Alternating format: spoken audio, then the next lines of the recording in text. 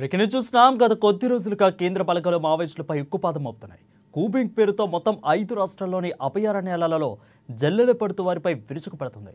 ఇప్పటికే పదుల సంఖ్యలో ఎన్కౌంటర్లు జరగక వందల మంది మావోయిస్టులు తమ ప్రాణాలను కోల్పోయారు. ఈ క్రమంలోనే కాల్పుల విరమణకు తాము సిద్ధమంటూ శాంతి చర్చలపై మావోయిస్టులు కేంద్ర కమిటీ అధికార ప్రతినిధి అభయ్ పేరుతో ఒక లేఖను విడుదల చేశారు.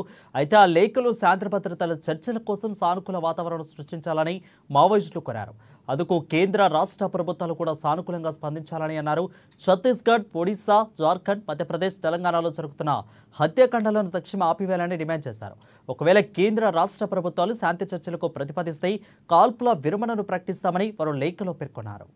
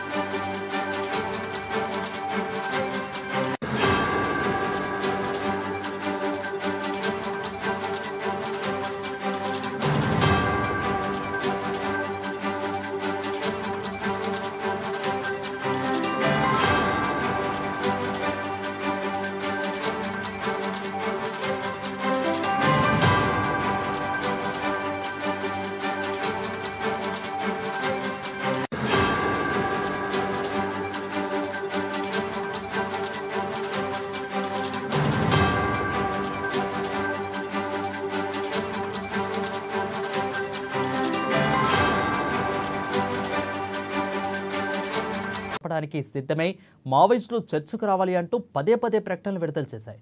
ఇక ఆ సందర్భంగా మా party Dandakaranya special zonal committee media ప్రతినిధి కామ్రేడ్ వికల్ప్ 2 సార్లు తమ పార్టీ శాంతి చర్చలు సిద్ధమేనని బదులిచ్చిందని పేర్కొన్నారు. దీనిపై మరింత సమాచారం మా వరంగల్ ప్రతినిధి చంద్రశేఖర్ అందిస్తారు. చంద్రశేఖర్, చెప్పండి, ఈ యొక్క సానుకూలంగా ఈ రాసిన లేఖను బట్టి చూస్తే అటు సెంట్రల్ గవర్నమెంట్, ఇటు స్టేట్ గవర్నమెంట్ రెండు కూడా ఎప్పటిలోగా స్పందిస్తాయి? వాళ్ళకి సానుకూలంగా స్పందించే అవకాశాలు ఏమైనా కనిపిస్తున్నాయా?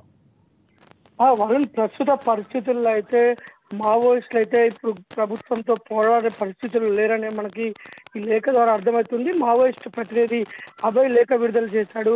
శాంతి చర్చలకు మేము సుముఖంగా ఉన్నాము. ముఖ్యంగా ఈ దండకారణ్యంలో ముఖ్యంగా ఈ ఆదివాసీలు, ఈ గిరిజనులు చాలా మంది ప్రాణాలు కోల్పోతున్నారు. ముఖ్యంగా ఈ నక్సలైట్ నిర్మూలన ఖగారు పేరుతో కేంద్ర ప్రభుత్వం చేస్తున్న యుద్ధంలో అనేక మంది ఆదివాసీ సామాన్య ఆదివాసీలు అమాయకులు ప్రాణాలు కోల్పోతున్నారు. ఒక పక్క మావోయిస్టులు కూడా కోలుకోలేని దెబ్బ తగులుతుంది. ఇప్పటి వరకు మావోయిస్టులు చనిపోవడమే కాదు, వీరు మహిళా మావోయిస్టులు కూడా లైంగిక వేధింపులకు, లైంగిక దాడి కూడా గురవుతున్నారు.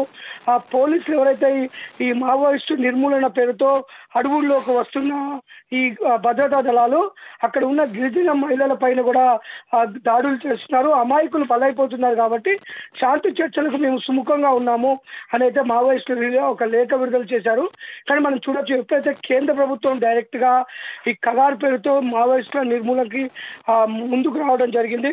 ఇక్కడ మనము కేంద్రం ఎక్కడ కూడా ఆ మావోయిస్టులతోని, నక్సలైట్లతోని చర్చలు కోసం ఎక్కడ సముఖంగా లేదని మనకి మొదటి నుంచి అర్థమవుతుంది. వారు ఒకటే చెప్తున్నారు, మావోయిస్టు నిర్మూలన దిశగా 2026కి మావోయిస్టు రహిత భారత్ లక్ష్యంగా ముందుకెళ్తున్నారు. ఇది చివరి దశలో ఉంది. ఇప్పుడు మావోయిస్టులు ఇప్పుడు చూడొచ్చు, ప్రతి ఎన్కౌంటర్ ఎక్కడ ఎన్కౌంటర్ జరిగినా మావోయిస్ట్ అగ్రనేతలు టార్గెట్ గా భారీగా అయితే ప్రాణ నష్టం జరుగుతుంది.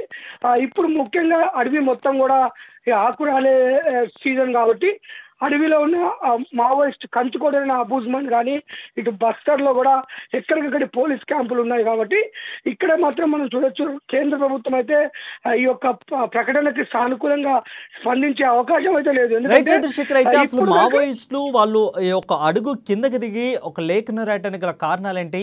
ముఖ్యంగా ఆదివాసులు చనిపోతున్నారనా, లేదంటే దీని వెనకాల ఏమన్నా ఈ యొక్క లేఖను రాయడానికి గల కారణాలు ఏంటి అసలు మావోయిస్టులు?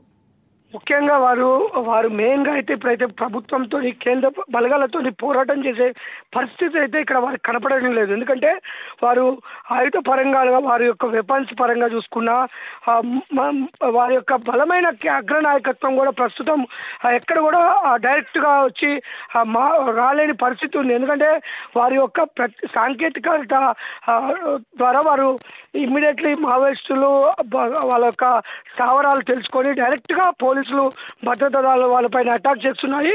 భారీగా ప్రాణ నష్టం ఇదే కొనసాగితే ఈ యొక్క జూన్ జూలై వరకు మావోయిస్టులు పెద్ద సంఖ్యలో ప్రాణ నష్టం జరగవచ్చు అనేది మావోయిస్టులకు అర్థమైపోయింది. ఎందుకంటే భద్రతా దళాలు ఈజీగా మావోయిస్టు కంచుకోటలోకి ఎంటర్ అయ్యి వారిపై దాడి చేస్తున్న పరిస్థితి, వారికి ఇక వేరే గత్యంతరం లేని పరిస్థితి. ఇప్పుడు అడవుల్లో ఉన్న పరిస్థితుల ప్రకారం చూసుకుంటే భద్రతా దళాలని డైరెక్ట్గా ఎదుర్కొనే సామర్థ్యం లేదు.